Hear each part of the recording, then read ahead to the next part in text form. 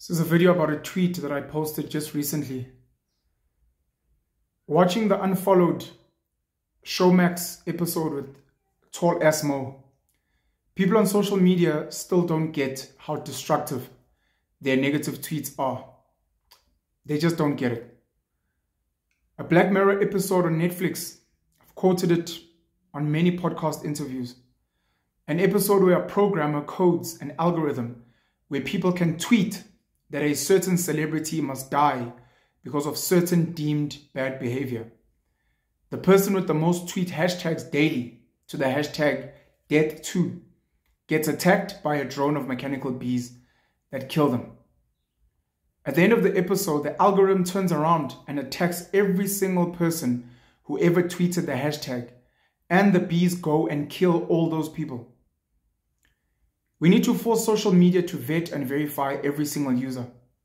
We need every user to have their personal details available at any time when there are issues. We need transparency so that anyone who attacks a person here or on other platforms can be held accountable. In real life, people are being cyberbullied, people are getting depressed, people are killing others or taking their own lives because of the mob of tweets from hordes of people on social media, many of them being faceless profiles with no real names. People lose their jobs, can't feed their kids, lose their cars, and it becomes a fat joke on social media when people that have been attacked suffer in real time, primarily because there's zero accountability and zero consequence to those who support the tweets. Every person who pushes others to suicide by tweeting abusive and defamatory things should be exposed and deal with consequences. There are people here who live to attack others and get off when they actually have an impact. We need to unmask these people and deal with them thoroughly. Social media can be a very important tool for justice, especially in a country with a corrupt and broken legal system. But we cannot use it clumsily and with no regard for consequences. If you haven't, please watch the Unfollowed episode, and please watch Hated by the Nation episode of Black Mirror on Netflix. Thank you for the work that you do, Thembekile Mrototo. That's my tweet. I had a sub-tweet after that, which had to do particularly with the episode itself. I need to add this. We need to equip men on how to avoid being falsely accused of rape. We need to equip women on how to avoid rape and to collect sufficient evidence if they have been raped. Just because a court doesn't deem there to be enough evidence to prosecute does not mean a crime or a rape did not happen. Just because a man isn't charged with rape, it doesn't mean that the woman lied. All people can be potential rapists, not just men. Many women, older women in particular, rape men and boys on a regular. The legal system in South Africa is broken. We need other avenues for justice. Jail often is not the best place to rehabilitate a perpetrator, nor does it actually give the victim peace. There needs to be other ways to pay back your debt to society.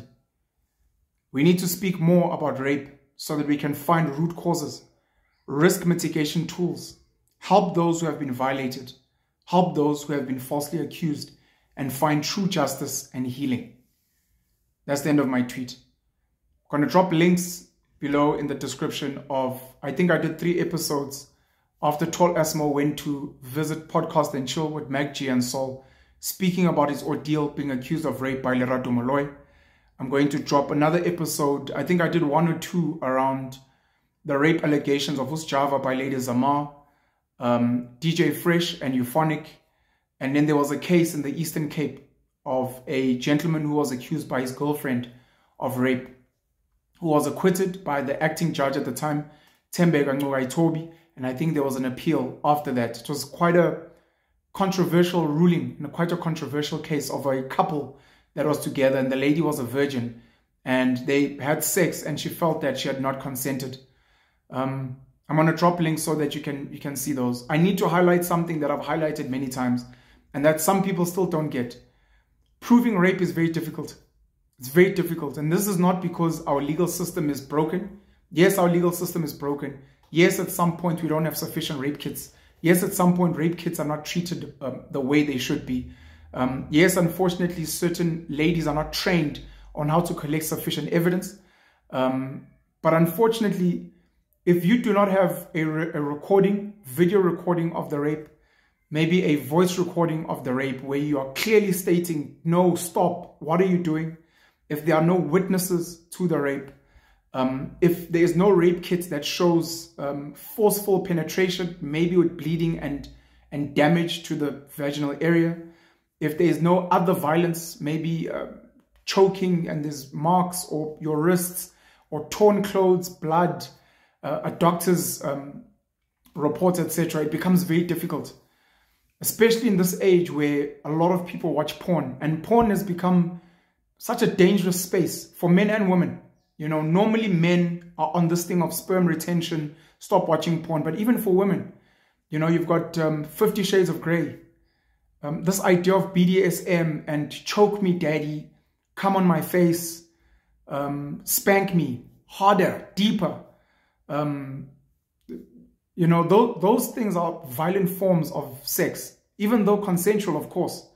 But you can imagine now if you and your person watch porn and you watch a sort of violent or aggressively physical type of porn, and then you enact it, or you desire to enact it, and then after that, because you've been choking her because she wanted it, because you've been spanking her because she called for it, because you are grabbing her wrists and they are bruised, you guys handcuffed each other, there are burn marks because of candle wax, there is whipping and all these things, that's bruising. That stuff can be taken to a medical doctor and can be written down as, I was violently assaulted and I was raped. If she maybe wasn't wet, guys didn't use lubrication, whatever the case may be. If maybe she was biting you out of passion, if she was scratching your back and you've got all these scars, you can call for rape. A lot of men are not aware that when another woman gives you oral sex, a blowjob, while you're sleepy, while you're drunk, tipsy, without asking you, you can validly go and say, I was raped because she did not get consent. Because similarly, women at any given time can say, I don't want to have sex. You guys can go home together. You can both be tipsy. Soon as you're both naked, kissing, foreplay, she could be like, please stop. You could be inside the girl. She can say, let's have sex. You could be inside her. And she could be like, I don't want this anymore. Please stop. And if you carry on, that becomes rape. You can have sex. You take the condom off. Whether you're aware, not aware, you guys are tipsy, drunk. It's called stealthing, which is a form of rape. It is such a sensitive, controversial space. And if we're not going to speak about the things that lead to rape, the things that lead to going home with a strange man, getting drunk in a random place where you don't have people that protect you, getting intimate with a guy, kissing, and then all of a sudden in the height of passion, you're like, no, stop. Those things lead to rape. And there are ways to mitigate getting into spaces where you could potentially become a rape victim. And as I said, for young boys in particular, being around old women that are predatory, that look for opportunities to enact statutory rape on young boys, that want to help the young boys break their virginity. Let me show you how it's done. And later on, without understanding it, the boys are traumatized and their view on sex is warped by their experience. Rape, even in the most best of scenarios, is very difficult to prove, and that's why we've got a low acquittal rate. So the best thing to do is to try and avoid even the getting raped, and to try and equip young boys, men, to be like, if she says no, if she's looking hesitant, do not keep going. Ask, speak to her. Do you want to do this? Are you sure? Are you uncomfortable? Should I stop? And then stop.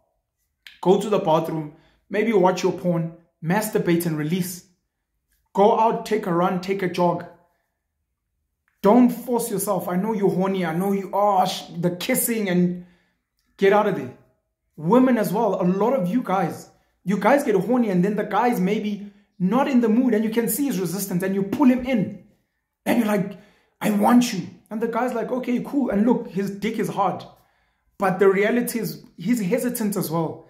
And by you making him have sex with you, you are violating him. It's just most men are not trained on what it means to be raped. It's mostly women. But a lot of men are forced into having sex when they really don't want to. They tired, they sore, but it's like, well, she really wanted it. You know, she was begging for it, whatever. Ladies, you also need to be conscious of, I don't think he's comfortable. We don't have to. Are you sure you want to have sex with me? We can stop. Because it might get to a point where guys might actually start opening rape cases against women. Because a lot of men don't. It's like physical abuse. A lot of men are physically abused. They are slapped. They are punched. They are kicked. They just don't run to the police station to go and open a case. That's why the stats that are always referenced, the stats are warped. A lot of women do not open cases for rape for many reasons. A lot of men do not open cases for rape or for physical assault for many reasons. There's a lot of violence and assault that we enact on each other, and it's because we are not training each other to respect each other's spaces and boundaries. And these conversations need to be held on a regular basis, and try and remove as much emotion as possible and stop making it an unnecessary gender war, because there are evil women, there are evil men. And we're trying to create a better society for all. Penuel the Black Pen, have a great day. Cheers.